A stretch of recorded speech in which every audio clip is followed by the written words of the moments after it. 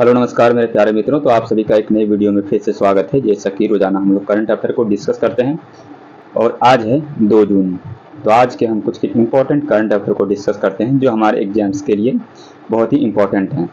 चलिए सबसे पहले बिना देर किए हुए चलते हैं रिवीजन प्रश्न की ओर। ठीक है, भारत के किस पड़ोसी देश द्वारा जल्द ही रुपे सेवा लॉन्च की जाएगी? तो ये मालदीव द्वारा। हाल ही में किसे राष्ट्रीय रक्षा अकादमी का कमांडेंट नियुक्त किया गया है? तो गुरचरण सिंह को नियुक्त किया गया है। संयुक्त राष्ट्र military gender advocate of year award 2023 से किसे सम्मानित किया गया है? तो राधिका सेन को किया गया है। अल्लाह माए हलीना को कहाँ का नया प्रधानमंत्री नियुक्त किया गया है? तो ये चाड का नया प्रधानमंत्री नियुक्त किया गया है। कांस फिल्म फेस्टिवल में all we imagine is light के लिए ग्रैंड पिक्स पुरस्कार से किसने जीता है? तो पायल कपाड़िया ने जीता है। हाल ही में अंतर्राष्ट्रीय एवरेस्ट दिवस कब मनाया जाता है? तो ये 29 मई को मनाया जाता है। हाल ही में किस देश ने तालिबान को आतंकवादी सूची से हटाने की घोषणा की है? तो रूस ने की है। हाल ही में शारजाह शतरंज चैलेंजर्स 2024 का खिताब किसने जीता है? तो दिव्या देशमुख द्वारा जीता गया है। तो चलते हैं दोस्तों आज के पहले प्रश्न की ओर। पहला प्रश्न है कैंपी फ्लैग ग्रई जो हाल ही में समाचारों में देखा गया किस देश में स्थित एक सक्रिय ज्वालामुखी है? तो ये इटली में ये ज्वालामुखी है। ज्वालामुखी दोस्तों 3 प्रकार के होते हैं। शांत ज्वालामुखी होते हैं, प्रसुप्त ज्वालामुखी होते हैं और सक्रिय ज्वालामुखी होते हैं। शांत ज्वालामुखी होते हैं कि कभी जिस जगह पे कभी भी ज्वालामुखी नहीं हुआ और कभी भविष्य में फिर वहाँ नहीं होने की संभावना है, तो उसको शांत कहते हैं। और प्रसुप्त जहाँ पर अभी तक नहीं हुआ है लेकिन फिर कभी हो सकता है भविष्य में। सक्रिय जहाँ पे बार बार आते ही रहता है। इंडोनेशिया के सुमेरु मेरोपी से याद रख सकते हैं। जापान के कीजीयाम ज्वालामुखी को याद रख सकते हैं। चिली में ओजस डेल सलाडो को, वहाँ पे उस द्वीप पे आते हैं ज्वालामुखी, तो इससे आप याद रख सकते हैं। हाल ही में इटली के कैंपी फ्लैग ग्रई सुपर वॉल्केनो क्षेत्र में दशकों का सबसे बड़ा शक्तिशाली भूकंप आया है। इटली की राजधानी रोम है, मुद्रा यहाँ की यूरो है और प्रधानमंत्री जियोर्जिया मेलोनी है। राष्ट्रपति सर्जियो मैट्रेला है। अभी G7 का समिट जो है 2024 का वो इटली में ही होने वाला है और देख सकते हैं आप। अगले प्रश्न की ओर चलते हैं। हाल ही में मौसम में माउंट एवरेस्ट एक ही मौसम में माउंट एवरेस्ट पर एवरेस्ट और माउंट हालोत्से पर चढ़ने का विश्व रिकॉर्ड किसने बनाया है? तो ये सत्यदीप गुप्ता ने बनाया है। सबसे उम्र दराज पूर्णमास श्रेष्ठा है, इसको आप याद रख सकते हैं।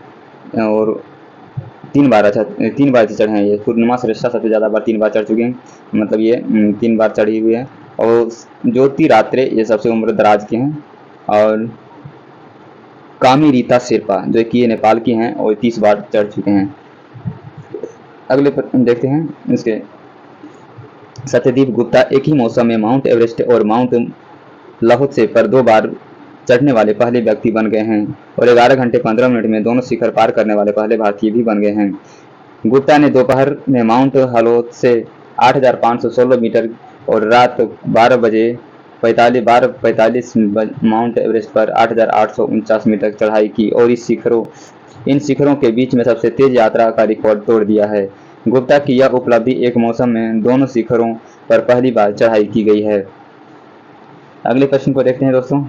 हाल ही में हिंदी पत्रकारिता दिवस कब मनाया गया है? तो ये 30 मई को मनाया गया है। 29 मई को माउंट एवरेस्ट दिवस मनाया गया है और 28 मई के हंगर डे दिवस मनाया गया है। 22 मई के ये बायोडायवर्सिटी दिवस मनाया गया है 22 मई को।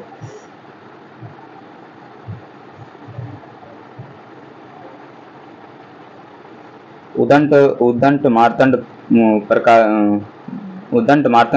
भारत में प्रकाशित होने वाला पहला हिंदी समाचार पत्र है।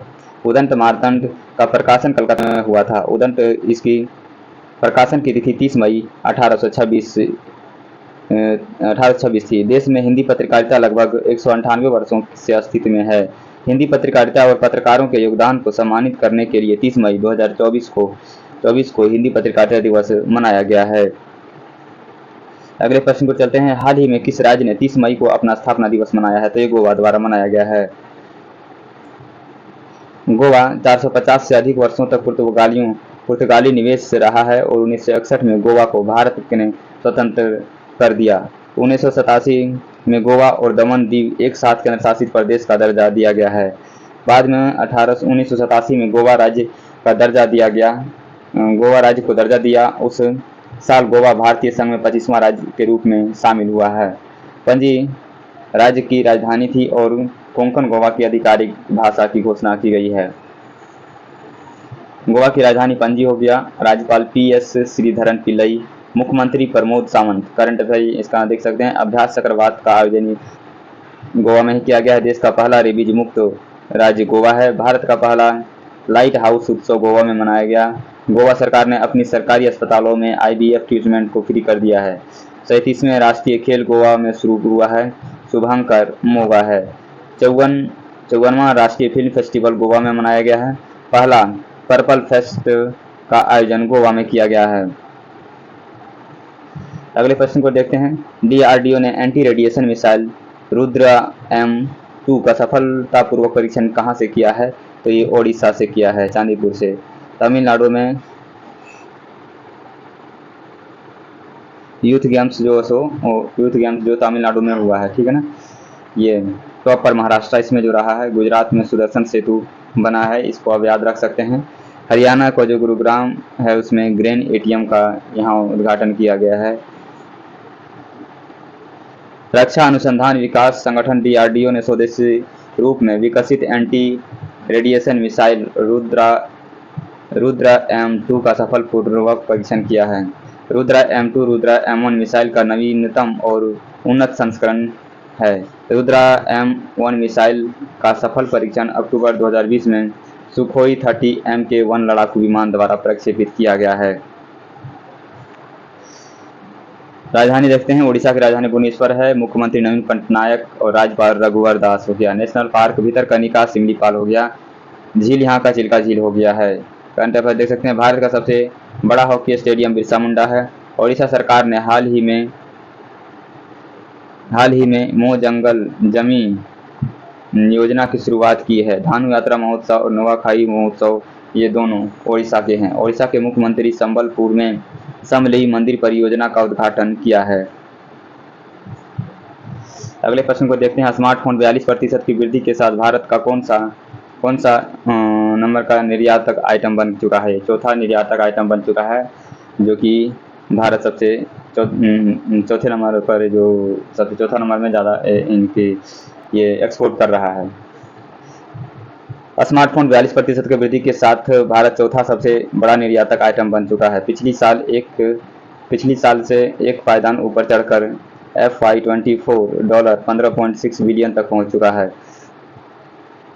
सरकार ने प्रोडक्शन लिंक्ड इन्वेस्ट योजना इस वृद्धि में महत्वपूर्ण रही है, जिसने भारत को चीन के बाद दूसरा सबसे बड़ा मोबाइल फ़ोन का विनिर्माण देश के रूप में स्थान दिया है।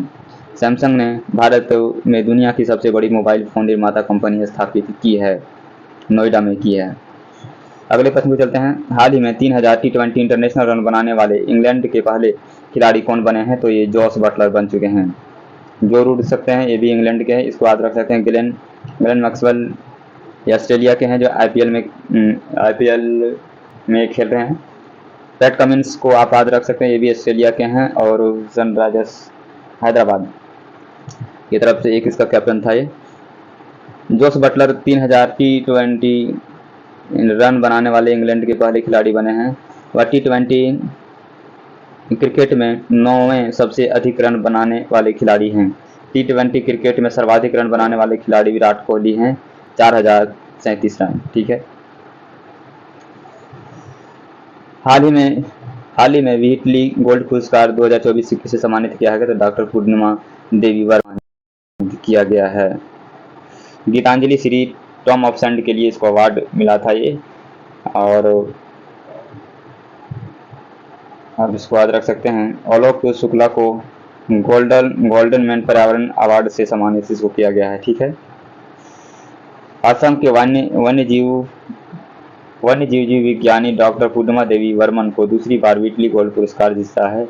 ग्रीन ऑस्कर भी इसे कहा जाता है। उन्होंने लुप्त प्राय पक्षी ग्रेटर एडजुटेट स्टार्क, जिसे असमिया भाषा में हरगिला कहा जाता है, के संरक्षण और उसके आर्द्र भूमि और आवास के संरक्षण प्रयास के लिए सम्मानित किया गया है। उन्हें 2017 में भी इसी पुरस्कार से सम्मानित किया गया था। अगले प्रश्न में चलते हैं। AIAR द्वारा जारी रिपोर्ट के अनुसार कौन सा शहर दुनिया का सबसे दूषित शहर बन गया है? तो काठमांडू बन गया है। ठीक है। सार का हेडक्वार्टर ये काठमांडू में ही है। थिपू ट्रैफिक लाइट फ्री जो है सो थिपू बन चुका है। आप रख सकते हैं। उदयपुर जो है सो वेटलैंड सिटी सबसे ज़्यादा हो गया है। और दिल्ली को अब CCTV से ट्रैफिक निगरानी में फर्स्ट नंबर पर शहर बन चुका है।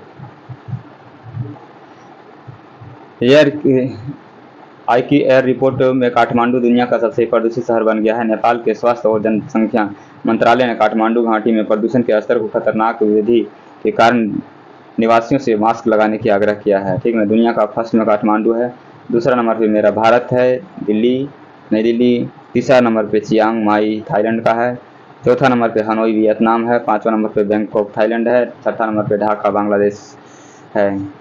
अगले प्रश्न को चलते हैं। हाल ही में किस देश ने थॉमस और उबेर कप दोनों जीते हैं?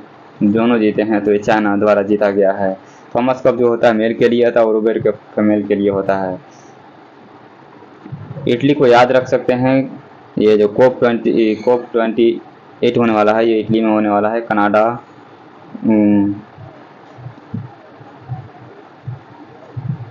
चीन ने थॉमस कप और उबेर कप 2024 बैडमिंटन का दोनों खिताब जीता है। आयोजन चेंगडू चीन है।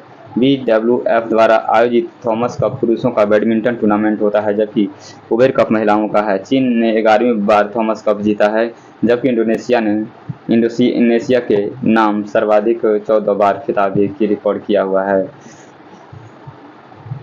भारत किस राज्य की ई-रिक्शा चालक आरती को UK की महिला सशक्तिकरण पुरस्कार से सम्मानित किया गया है? तो ये उत्तर प्रदेश की महिला है। क्वेश्चन उत्तर साझा समृद्धि के लिए जल थीम के साथ 10वां विश्व जल फोरम कहाँ आयोजित किया गया है? तो इंडोनेशिया में किया गया है। आप इसको भी याद रख सकते हैं।